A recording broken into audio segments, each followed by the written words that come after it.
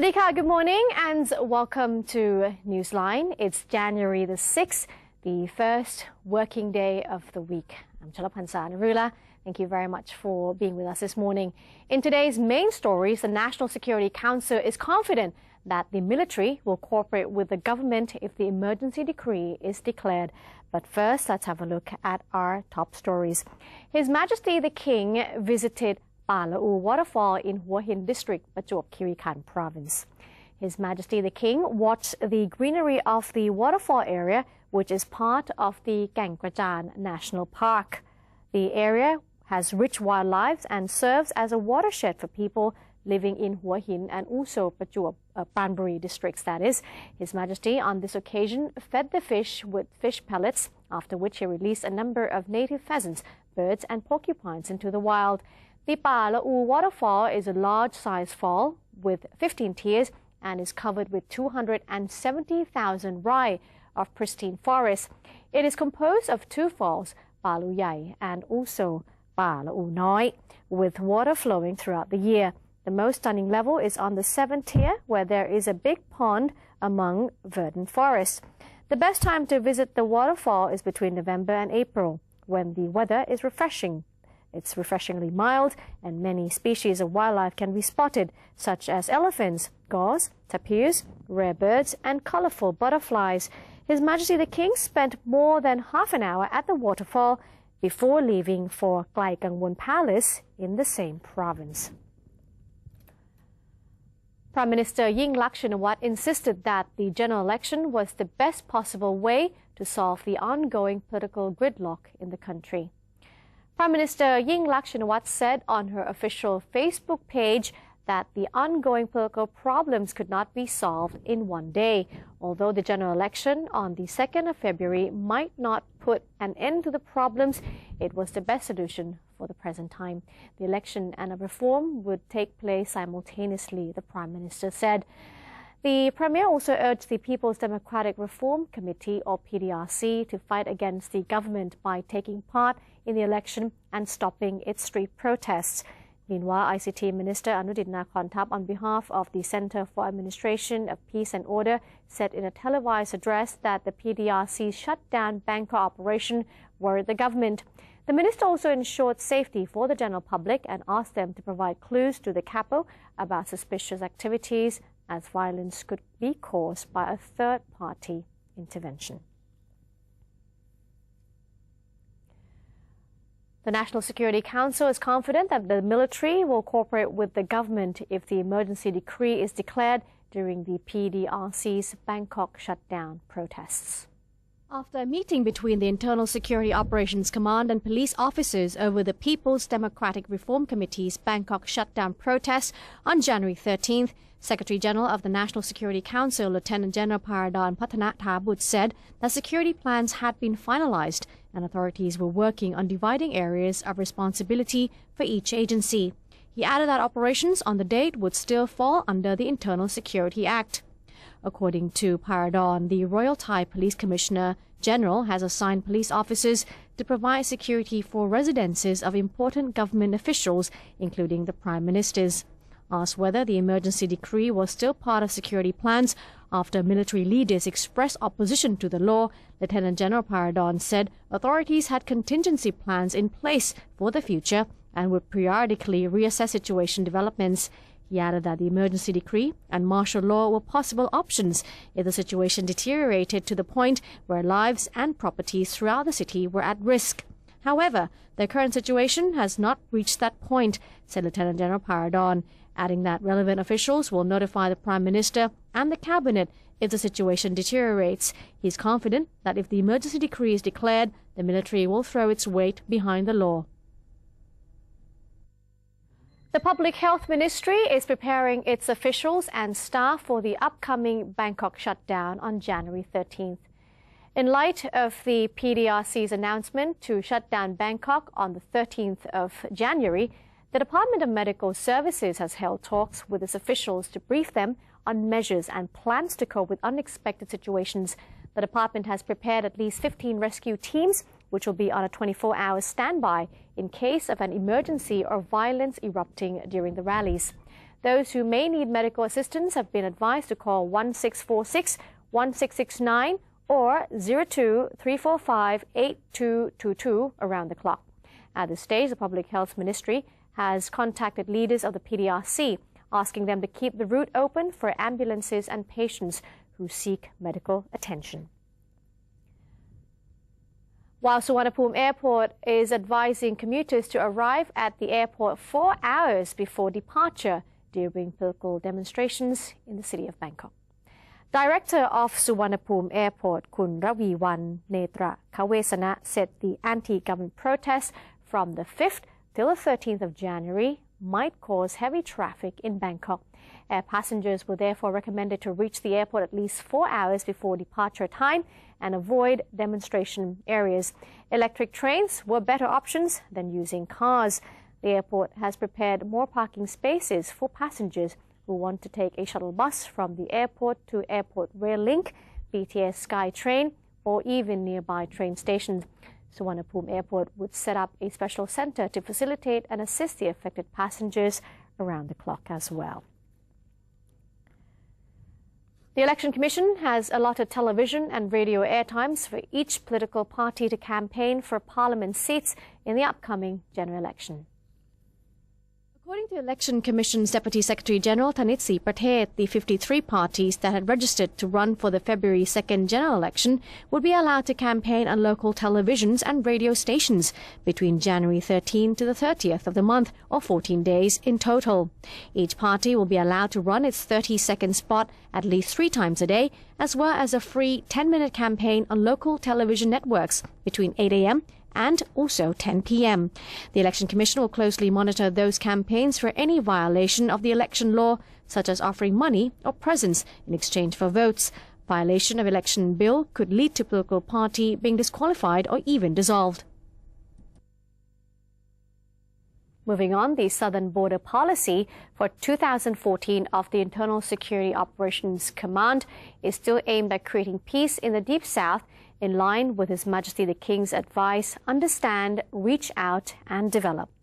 Commander of the 4th Army Area, Lieutenant General Sakon Chun Trakoon, said over the past decade the ISOC had been working with local religious leaders and adhered to His Majesty the King's advice in tackling problems in the restive South.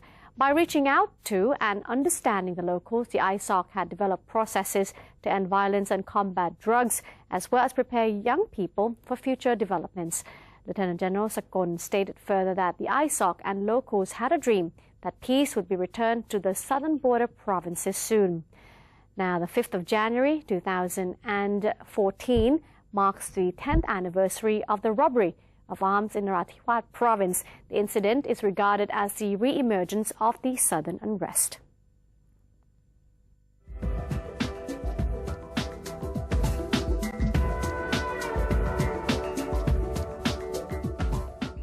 The Ministry of Culture has designated 4 provinces as the culture forefront cities during the process of integration into ASEAN Economic Community in the year 2015.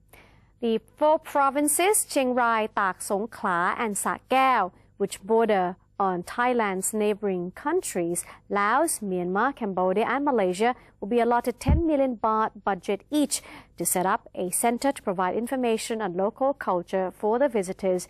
Moreover, these centers will be used as a place to restore, keep and educate both locals and outsiders on ethnic identity, local history, language, tradition and culture. According to Kun Pricha Kantiya, the Ministry of Culture's Permanent Secretary, Thailand has 32 border cities, which will later be developed as culture forefront cities after the success of the pilot project in the 4 provinces. And that's it for now. We'll take a break. Don't go away just yet. When Newsline returns, the Federation of Thai Industries, or FTI, says the weakening baht will boost the country's export. We'll have more on that in just a few minutes.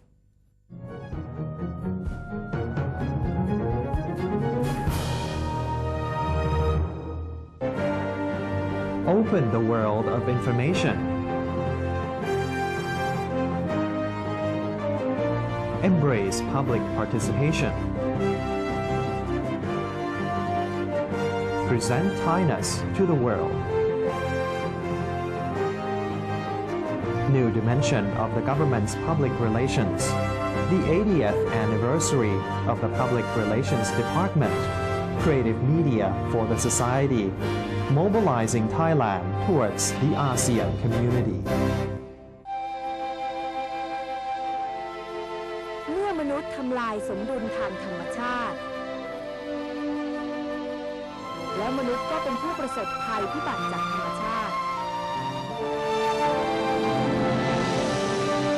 ร่วมสร้างอนาคตลดภัยพิบัติระดมพลังพลิกฟื้นคืนผืนป่าในทุกชุมชนทั่วประเทศ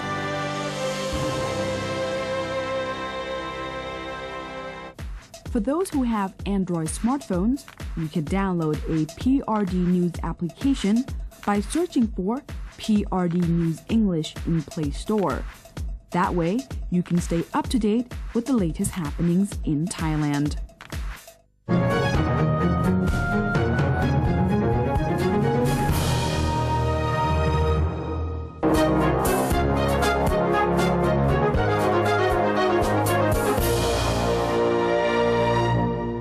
Welcome back to Newsline. Now let's have a look at what's going on in the business side of things. The Public Debt Management Committee has approved the borrowing of 130 billion baht to finance the 2013-2014 rice support scheme following delayed payments to the farmers who have joined in the program. Director of the Public Debt Management Office, Kun Jularat Suthitorn, said the 130 billion baht borrowing was in line with the cabinet resolution on the 3rd September of last year, which approved 270 billion baht for the 2013 and 2014 rice subsidy scheme.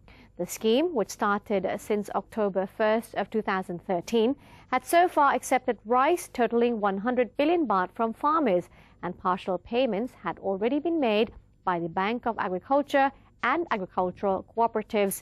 The meeting between the Public Debt Management Committee on Saturday also nodded to the restructuring of the public debt for the year 2014, which will decrease the public debt limit by 5 billion baht.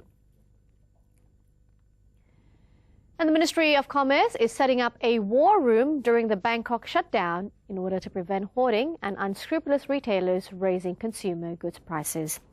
Deputy Minister of Commerce Nathawut Saikia, one of the Red Shirt core leaders, has commented on the People's Democratic Reform Committee Secretary General Suthep Thueksuban's planned Bangkok shutdown on January 13th.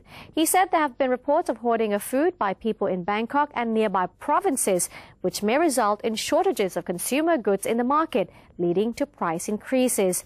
He therefore proposed to the Commerce Ministry that a war room be established to monitor the price of goods in the market and also have a look at consumer behavior.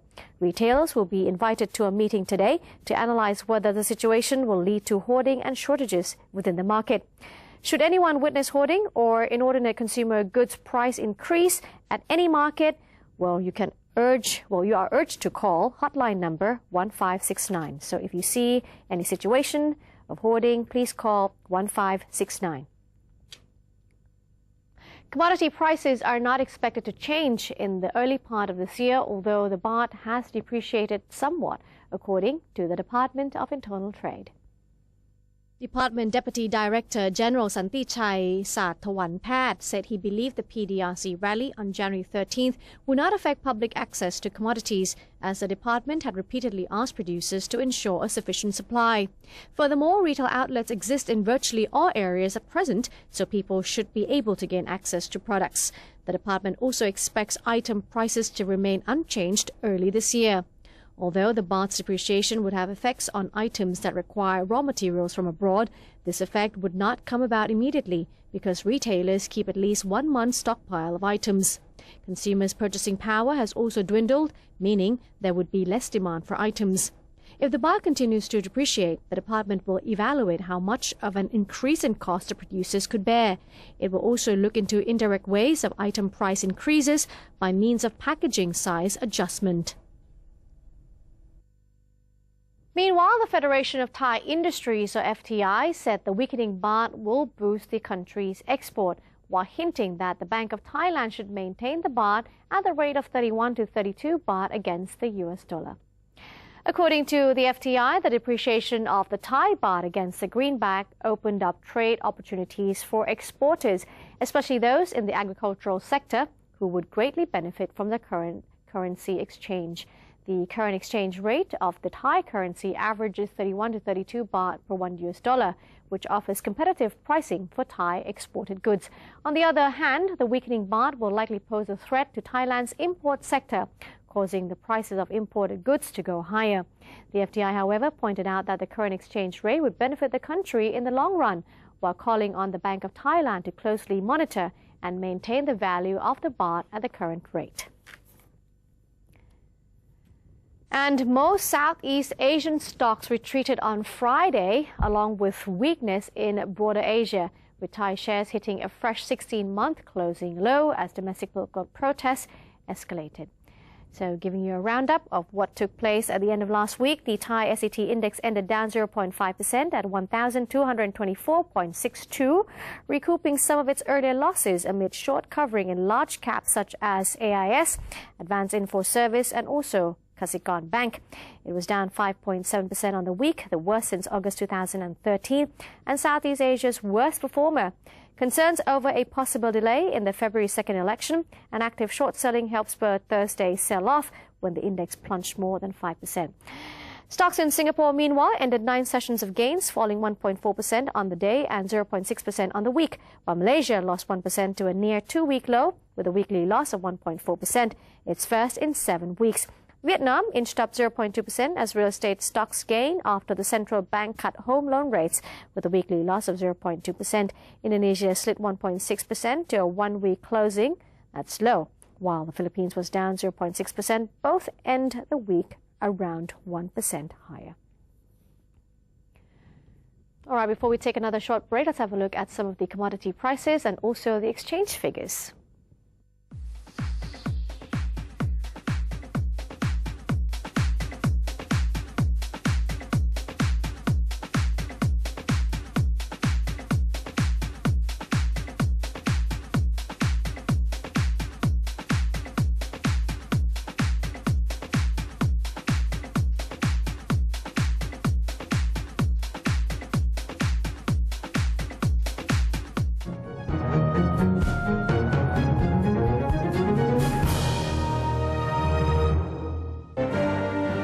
Open the world of information. Embrace public participation. Present Thainess to the world. New dimension of the government's public relations. The 80th anniversary of the Public Relations Department. Creative media for the society. Mobilizing Thailand towards the ASEAN community. เมื่อมนุษย์ทำลายสมดุลทางธรรมชาติแล้วมนุษย์ก็เป็นผู้ประสบภัยพิบัติจากธรรมชาติร่วมสร้างอนาคตลดภัยพิบัติระดมพลังพลิกฟื้นคืนผืนป่าในทุกชุมชนทั่วประเทศ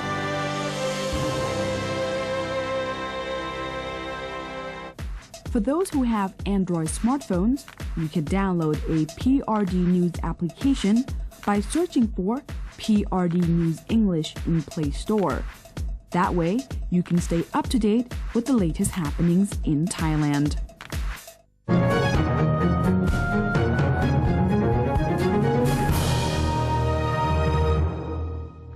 Welcome back. You're still with us right here on Newsline, and I'm Cholapansan Rula. More news. The Pitsulo Provincial Disaster Prevention and Mitigation Office has declared 6 districts in the province cold weather disaster zones, revealing further that the cold weather is the most severe the province has faced in several years. According to Kun Bunying Kum Supan, an official, the office official, he said the province is currently experiencing severe cold weather, especially in highland areas where the temperatures drop below 10 degrees Celsius, causing hardship for locals, especially the underprivileged who lack cold weather clothing. The Governor of Pitsulo has instructed relevant agencies to urgently provide assistance, including the distribution of more than 10,000 blankets to those people. However, more blankets are needed and donations are being solicited. 6 districts, 46 sub-districts and 486 villages have been declared cold weather disaster areas. All of the 6 districts have faced temperatures lower than 15 degrees Celsius for 3 continuous days. This is the coldest winter the province has seen in several years, adding that the extremely cold weather has caused a number of people to be under the weather. So do take care if you live there. Thick fog in Chiang Rai has caused poor visibility and affected flights at the provinces and also at the Mae Pha Luang Airport. Director of the Mae Pha Luang Airport, Damrong Klong Akara, said due to dense fog, visibility was just 200 meters on Sunday and flights were delayed. The airport increased safety measures during takeoffs and landings while keeping a close watch on the weather. The takeoffs and landings at Mae Pha Luang Airport have been delayed for 1 to 2 hours. Despite the dense fog, the weather in Chiang Rai is still cold, with the lowest temperature around 13 degrees Celsius. And Surin Province has warned people who purchase second-hand clothes to clean them properly before wearing them. According to Surin Governor Niran Kalayanamit, the cold weather in the morning has prompted locals to purchase more second-hand winter clothes, especially at the Chongchom border market in Kap Cheung district and other markets in the Mueang municipality. The Surin governor said he would like to warn those used clothes buyers to clean them properly before donning them. The clothes should be washed in detergent and in hot water before being dried in the sun to allow ultraviolet light to kill fungi, allergens, or skin diseases that may be on the fabric. All right, that concludes today's edition of Newsline. If you do have any suggestions or comments, please write to us. The email address is newsline.nbt@gmail.com. Today we'll be saying goodbye, taking you to the famous lake, and it's called Thale Bua Dang. That is because it is literally covered in the sea of red lotuses in Udon Thani province. I'm Chalaphansa Narula. Thanks for spending part of your day with us. Swadee ka.